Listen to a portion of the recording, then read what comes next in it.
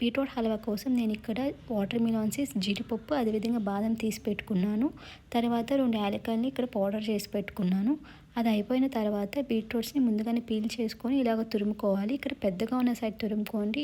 అప్పుడు ఏంటంటే బీట్రూట్ హల్వా అయిపోయిన తర్వాత తినేటప్పుడు కొంచెం పంటికి తగులుతూ ఉంటుంది. మనం చిన్న సైడ్ పీల్ చేసుకుంటే తురుముకుంటే లైక్ అంత పేస్ట్లో అయిపోతుంది. తర్వాత ఒక ప్యాన్ పెట్టుకొని నెయ్యి వేసుకోవాలి. సో ఈ హల్వాకి ఎంత నెయ్యి ఎక్కువ ఉంటే అంత రుచిగా ఉంటుంది. సో నెయ్యి కరిగిన తర్వాత మనం ఇందులో ఈ ముందుగా ఏవైతే పెట్టుకున్నామో డ్రై ఫ్రూట్స్ అవి యాడ్ చేసేసుకోవాలి. అవి వేగిన తర్వాత ఇక్కడ మనం బీట్రూట్ని పెట్టుకున్నాం కదా, ఆ బీట్రూట్ వేసేసుకోవాలి. సో అవి వేసేసుకొని బాగా మిక్స్ చేసుకొని కుక్ చేసుకోవాలి. ఇక్కడ మీరు అబ్జర్వ్ చేస్తే నేను డ్రై ఫ్రూట్స్ని అలాగే ఉంచేసి బీట్రూట్ని వేసేసుకున్నాను. లేదు అనుకుంటే డ్రై ఫ్రూట్స్ని పక్కన తీసి పెట్టుకొని కూడా వేసుకోవచ్చు. మనం బీట్రూట్స్ వేసేసిన తర్వాత ఇలా కలుపుకొని సిమ్లో కుక్ చేసుకోవాలి. కుక్ చేసుకున్న తర్వాత కాసేపు అయ్యాక మళ్ళీ మధ్యలో కలిపెట్టుకోవాలి. ఇక మీరు చూస్తున్నారు కదా, ఇక్కడ వాటర్ చూస్తే మీకు బీట్రూట్లో ఇంకా కొంచెం వాటర్ ఉన్నాయి. సో బీట్రూట్ ఈ కన్సిస్టెన్సీలోకి వచ్చిన తర్వాత మనం ఇందులో షుగర్ యాడ్ చేసుకోవాలి. సో మా ఇంట్లో ఎక్కువ కొంచెం షుగర్ ప్రిఫర్ చేస్తారు కాబట్టి స్వీట్నెస్ నేను ఎక్కువ షుగర్ యాడ్ చేస్తున్నాను. అరౌండ్ 250 గ్రామ్స్ షుగర్ యాడ్ చేశాను.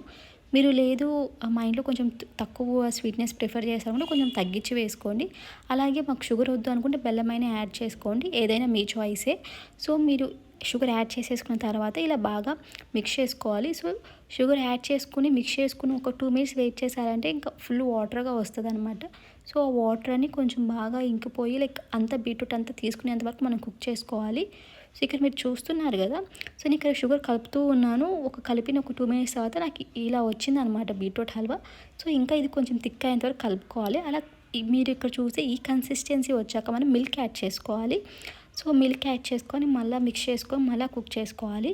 సో మీరు మిల్క్ యాడ్ చేసేసుకొని కుక్ చేసిన తర్వాత లైక్ లాస్ట్లో ఉంది అనుకున్నప్పుడు మీరు కోవా ఉంటే కోవా కూడా యాడ్ చేసుకోవచ్చు. నేనైతే కోవా ఏం యాడ్ చేయలేదు, జస్ట్ మిల్క్ యాడ్ చేసుకొని కుక్ చేసుకున్నాను అంతే. సో మీరు ఇక్కడ చూస్తున్నారు కదా, లైక్ ఈ కన్సిస్టెన్సీ వచ్చేంత వరకు మనం కుక్ చేసుకోవాలి.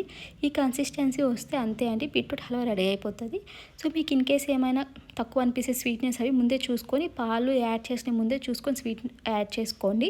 సో అంతే అండి, టేస్టీ బీట్రూట్ హల్వా రెడీ అయిపోతుంది. సో మీరు ఇది ఎప్పుడైనా ట్రై చేశారు, ట్రై చేయకపోతే ట్రై చేసి ఎలా వచ్చిందో కమెంట్ చేయండి. Thanks for watching.